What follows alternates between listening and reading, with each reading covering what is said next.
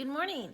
This is English 7 for Thursday, April the 23rd. We're on page 196, and we have now discussed all 8 parts of speech. Let's review them very quickly. If I ask you for a person, place, thing, or idea, I'm asking you for a noun. Now, there are 2 kinds of nouns. A noun that just refers to something very general, like school or road, those are called common nouns. Or it can be talking about a particular school or a particular road, and you would say those are called proper nouns. That's like City Baptist School or Johnson Street. What are those? Those are proper nouns, and what do we have to remember when we have a proper noun? We have to remember that those nouns begin with a capital.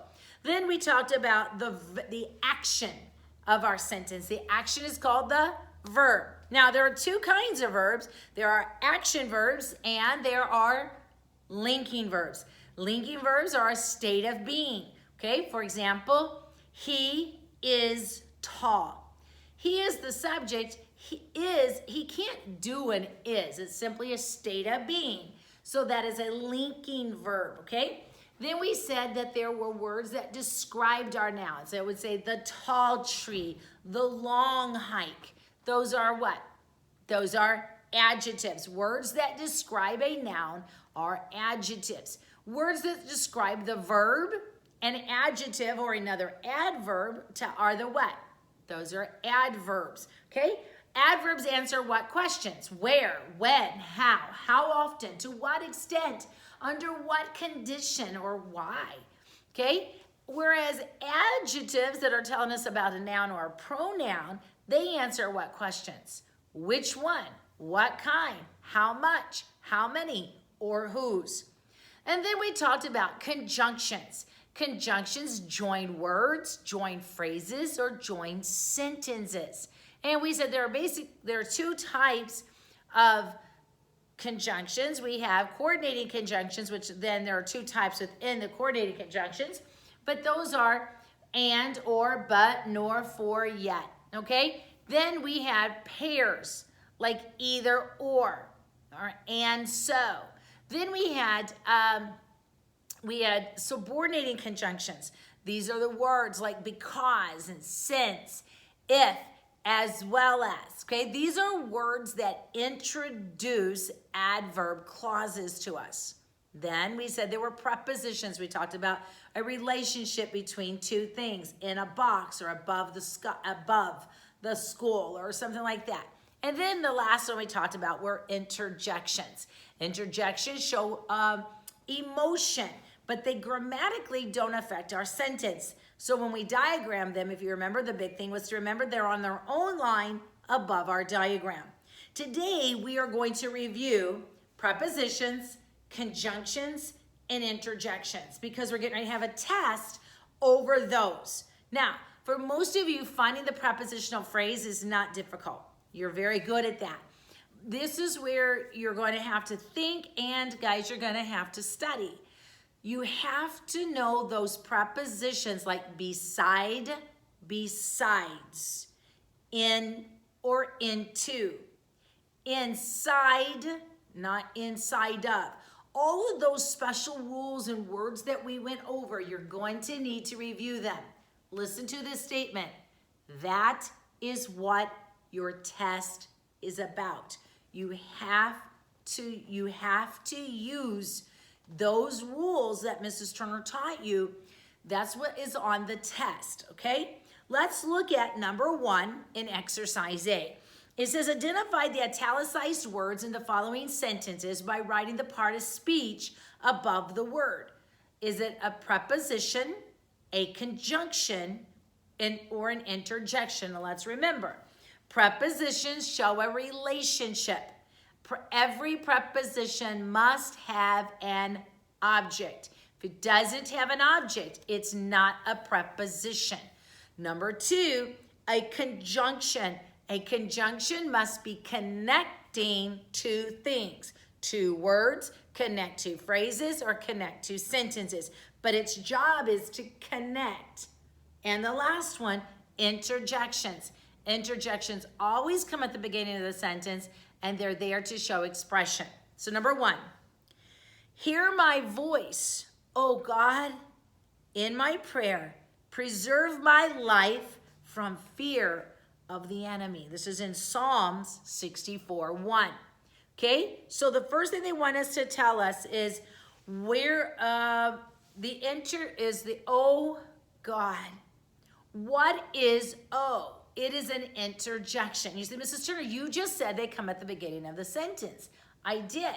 But remember, this O, we talked about it the other day in the video. When you have O and God together, we can put them wherever because it is a plea. Okay, it's to get God's attention. So O is an interjection. From fear. Is that an object? Yes, so the word from is a preposition. Of, does it have an object? Yes, it does. The object is enemy. So of the enemy is a prepositional phrase, meaning of is a preposition. Number 2, the thoughts of the wicked are an abomination to the Lord, but the words of the pure are pleasant words. This is in Proverbs 15:26. The word of, does it have an object?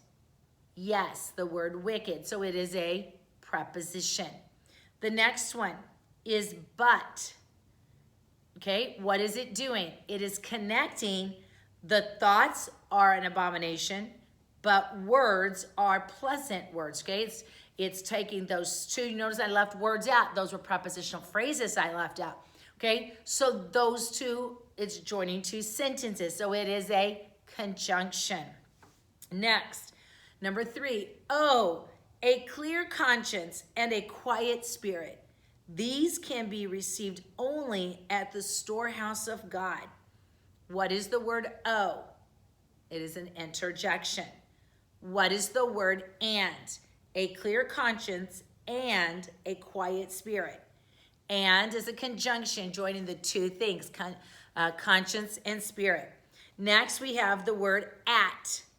At is a preposition. I know it's a preposition because it has an object, storehouse. Okay, number 4. Be not wise in thine own eyes. Fear the Lord and depart from evil. Oh, those are such a wise proverb that Solomon gave us, okay? Let's look at this. In is a what? Preposition, because the object is eyes. Okay, the word and is a conjunction. It is connecting what we're supposed to do. Fear the Lord and what? Depart from evil. It's connecting those two phrases. Look at number 5. Both Demas and John Mark turned back to the beggarly elements of the world, but fortunately Mark returned to the service of God. Okay? Both and are working together as conjunctions. Okay? And the word to is a preposition. I know it's a preposition because it has an object. To the beggarly elements of the world. Beggarly elements of the world. All of that is going together. Okay, so to is a preposition. Look at number 6. Behold, I stand at the door and knock. If any man hear my voice and open the door, I will come into him and will sup with him and he with me. Oh, there's a lot of prepositional phrases in this sentence, but we're only going to look at the ones that are in italics. Okay, so the word behold is an interjection. At, it is a preposition because at the door. Door is our object, so at is a preposition. And is a conjunction. Now we have if. If any man hear my voice, that is a conjunction. Be specific, it is a subordinating conjunction. Next we have and. We have another and, that is a conjunction, okay? Then we have the word to. Is the word to here used as a preposition? Yes, because it has the object him, okay? Then you have the word and again, and is a conjunction. Then you have the word with. Is it a preposition? It is, because the object is him. So with him is a prepositional phrase. Look at number 7. Many daughters have done virtuously, but thou excellest them all. But is a conjunction. Can that be said of you? Many daughters have done virtuously, but thou excellest them all. You know, guys used to be virtuous too. And when you excellest them, that means you've done the best. You have exceeded. You know, God wants us to lead a life of success, a life of accomplishing his will. We have to do that day by day, don't we? Okay, look at the next one. Neither Thomas nor the other disciples fully understood Jesus when he said that he was going away. What is neither nor? Neither nor is a conjunction, okay? And what about the word when? When is also a conjunction. It's a subordinating conjunction introducing the clause. Look at exercise B. I want you to take a minute and I want you to answer all of these questions. And then you'll turn on part 2 and we'll go over them. It says, make the necessary changes to the correct preposition usage in the following sentences. Sometimes you're going to mark a word out. Other times you're going to add a word or change a word. I want you to do exercise B on page 196, 1 through 10. Then I want you to turn part 2 of our English class back on.